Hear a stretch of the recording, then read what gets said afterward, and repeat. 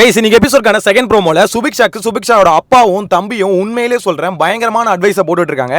அதாவது அந்த பொண்ணு இவ்வளவு நாளா என்னென்ன தப்பு பண்ணிட்டு இருந்ததோ எல்லாத்தையும் புட்டு வைக்கிறான். அதாவது சாண்ட்ராவையும் பார்வதியும் தயவு செஞ்சு நம்பி தொலையாத, அவளுக்கு அகேன்ஸ்டா நீ பேசு, கடலோலி பொண்ணு தானே நீனு அப்படின்ற மாதிரி அவங்க அப்பா சொல்றதாகட்டும். ஸோ அது மட்டும் இல்லாமல் விக்கல் சிக்கிறவன் மட்டும் ஒரு மாதிரி க்ளோஸா இருக்கு, மற்ற எல்லாருக்கிட்டையும் க்ளோஸா இருக்கு அப்படின்னு சொல்றதாகட்டும். ஸோ இது எல்லாத்தையும் வச்சு பார்க்கும்போது அந்த பொண்ணுக்கு இது வரைக்கும் பண்ண எல்லா தப்பையும் பார்த்தீங்கன்னா கிளியரா புட்டு வச்சிருக்காங்க.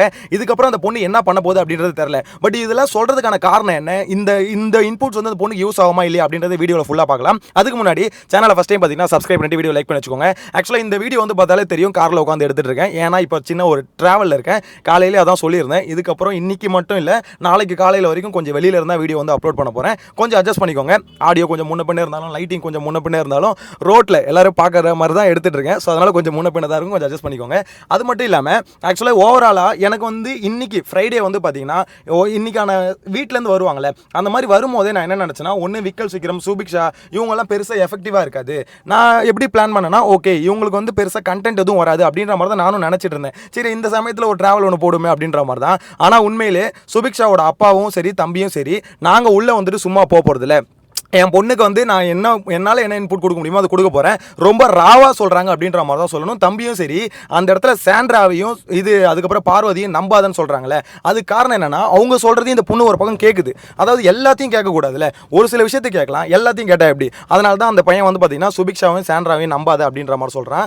அது மட்டும் இல்லாமல் இந்த இடத்துல வந்து நீ வந்து சுபிக்ஷாவும் சாண்ட்ரா நம்புறது மட்டும் இல்லாமல் இதுக்கப்புறம் விக்கல் சிக்கிரம் மட்டும் ரொம்ப க்ளோஸ் ஆகிற அப்படின்ற மாதிரி சொல்கிறான். ஸோ அது ஏன்னு பார்த்தீங்கன்னா அந்த பொண்ணு விக்கல் சிக்கிரம் மட்டும் தான் நம்புது, இவர் மட்டும்தான் வின்னர், டைட்டில் வின்னர், அவர் யோசிக்கிறது மட்டும்தான் கரெக்ட் அப்படின்ற மாதிரி நம்புது. ஸோ அதுக்கு கிளாரிட்டி வேணும்னா இன்னும் நிறைய பேர் கூட பழகணும். கானா வினோத் கூட பழகு, கமருதீன் கூட பழகு அப்படின்ற மாதிரி சொல்றாங்க. ஏன்னா அப்பதான் நிறைய பெர்ஸ்பெக்டிவ் கிடைக்கும் அப்படின்ற மாதிரி. ஏன்னா விக்கல்ஸ் கூட சேர்ந்ததால சுபிக்ஷாக்கு ஒரு பெரிய ஒரு டிஸ்அட்வான்டேஜ் தான் ஆச்சு. என்னன்னு பார்த்தீங்கன்னா அந்த பொண்ணு ஒரு மாதிரி சுருங்கிடுச்சு. அதாவது நம்ம வந்து கிரியேட்டிவிட்டி நம்ம இங்கே வந்து ஃபன் பண்ணுறதுக்கு மட்டும் தான், கண்டென்ட் பண்ணுறதுக்கு மட்டும் தான் அப்படின்ற ஒரு க்ளோஸ்டு லூப்புக்குள்ளே மாட்டிக்கிச்சு. அதனாலே இந்த விக்ரம் சொல்கிற எல்லாத்தையும் நம்பிடுச்சு. ஓகே நம்ம இப்படி தான் பண்ணணும், இப்படி தான் இருக்கணும் அப்படின்ற மாதிரி நம்பி இந்த பிக் பாஸ் கேம்ன்றதை தாண்டி நம்ம வந்து இங்கே வந்து பி பாக்ஸ் மட்டும் தான் பண்ணணும் அப்படின்னு சொல்லிட்டு ஃபுல்லாக துப்பிக்கிட்டே இருந்ததுங்க. அதை தவிர அந்த பொண்ணு வந்து என்ன பண்ணுச்சு அப்படின்னு கேட்டால், சுபிக்ஷான்ற பொண்ணு இந்த வீட்டுக்குள்ளே வந்து அதிகமாக துப்பிக்கிட்டே இருந்தது அப்படின்ற மாதிரி தான் சொல்லுவாங்களே தவிர மற்றபடி ஒரு பெருசாக சொல்கிற அளவுக்கு ஒன்றும் பண்ணலை. அதனால தான் அவங்க அப்பா சொல்கிறாரு, எதுக்கு பயப்படுற, பார்வதியை பார்த்து எதுக்கு பயப்படுற, பார்வதி என்ன அவ்வளோ பெரிய ஆளா, கடலோடி பொண்ணு தானே நீனு, ஸோ நீலாம் எதுக்கு பயப்படுற அப்படின்ற மாதிரி சொல்கிறாரு. அதை பார்க்கும்போது எஸ் சார், அதை தான் இவ்வளோ நாள் நாங்களும் அதை தான் சொல்லணும்னு நினச்சிருந்தோம், தயவு செஞ்சு இப்போயாவது நீங்கள் கேட்குறீங்களே அப்படின்ற மாதிரி தான் இருக்குது. என்னை பொறுத்த வரைக்கும் இங்கே சுபிக்ஷா அப்பாவும் சரி தம்பியும் சரி ரொம்ப ராவாக எக்ஸ்பிளைன் பண்ணுறாங்க. சில பேருக்கு வந்து அஃபண்ட் ஆகலாம், அதாவது என்ன இது அவங்க பொண்ணு வந்து ஏற்றி விடுற மாதிரி இருக்குது அப்படின்ற மாதிரிலாம் சில பேர் நினைக்கலாம். ஆனால் எனக்கு தெரிஞ்சு ஏற்றி விட என்ன தப்பு, ஏற்றி விடக்கூடாதுன்னு எதுவும் இல்லையே. அந்த பொண்ணு வந்து ரொம்ப கேம் வந்து ரொம்ப லோவாக இருக்குங்க. மேபி இந்த வாரம் வெளியே வரது கூட வாய்ப்பு இருக்குது. யோசிச்சு பாருங்களேன், அந்த அளவுக்கு அந்த பொண்ணோட கேம் இருக்கு. அந்த ஆக்சுவலாக அந்த பொண்ணு உள்ள தக்க வச்சது காரணமே ஓகே ஃபேமிலி வீக் வரைக்கும் இருக்கட்டும், என்ன இருந்தாலும் அந்த பொண்ணு வந்த பேக்ரவுண்ட் வந்து ரொம்ப இது.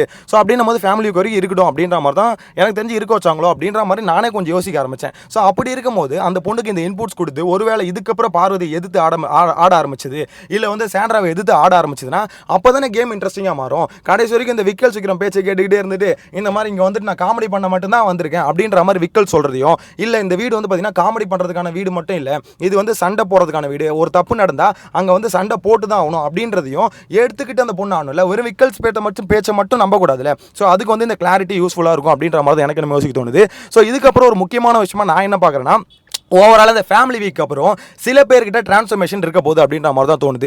அதில் ஒன்று வந்து பார்த்தீங்கன்னா சுபிக்ஷா கிட்ட இந்த ப்ரோமோவை பார்க்கும்போது கிளியராக தெரியுது ஒரு டிரான்ஸ்ஃபர்மேஷன் இருக்கும். இதை தவிர சுபிக்ஷா தவிர அரோரா கிட்ட சேஞ்சஸ் இருக்கும், கமருதீன் கானா வினோத் இவங்க ரெண்டு பேர்கிட்ட சேஞ்சஸ் இருக்கும். கமருதீன் கானா வினோத் என்ன ப்ரோ சேஞ்சஸ் பண்ணுவாங்க அப்படின்ற மாதிரி கேட்டிங்கன்னா, பார்வதி கூட இன்னும் ரொம்ப க்ளோஸ் ஆக போகிறாங்க, அந்த பார்வதி பண்ணுறது எல்லாமே சரி அப்படின்றத நம்ப போகிறாங்க அப்படின்ற மாதிரி எனக்கு என்னமோ தோணுது.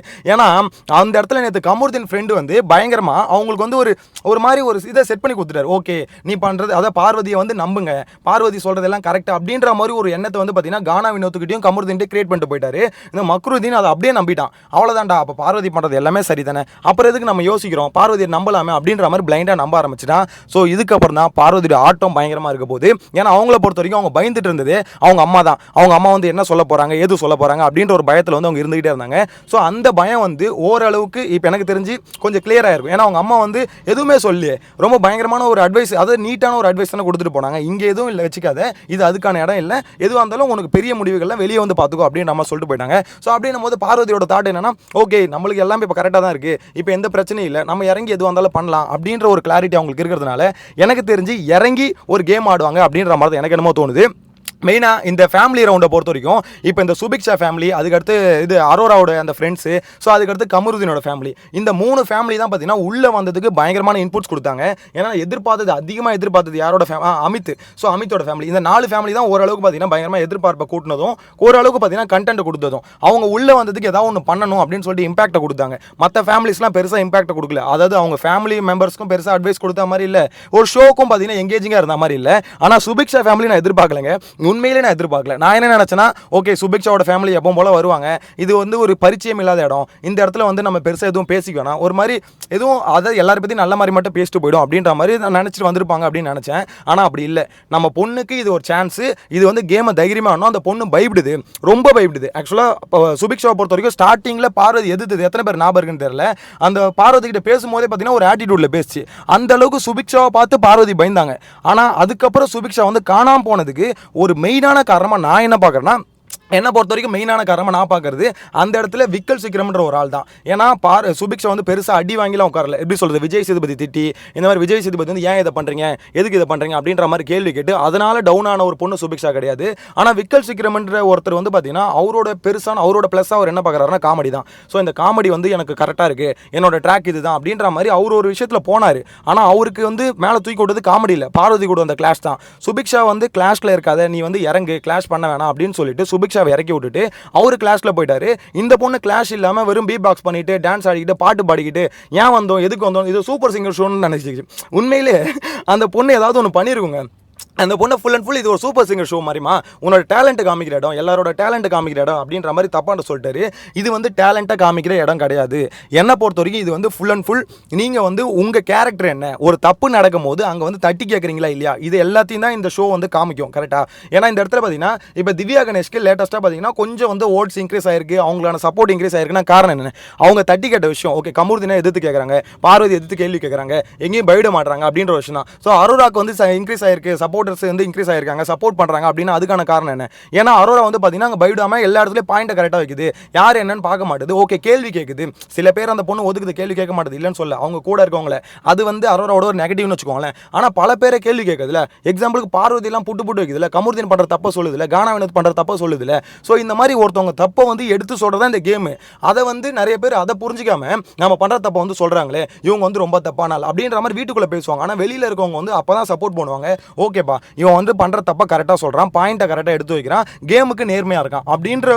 ஆக்சுவலாக இந்த ஷோவே பார்த்தீங்கன்னா ஒருத்தவங்களோட கேரக்டர் தான் கரெக்டாக. ஒரு கேரக்டர் எப்படி இருக்குது அப்படின்றத இந்த ஷோவே இருக்கும்.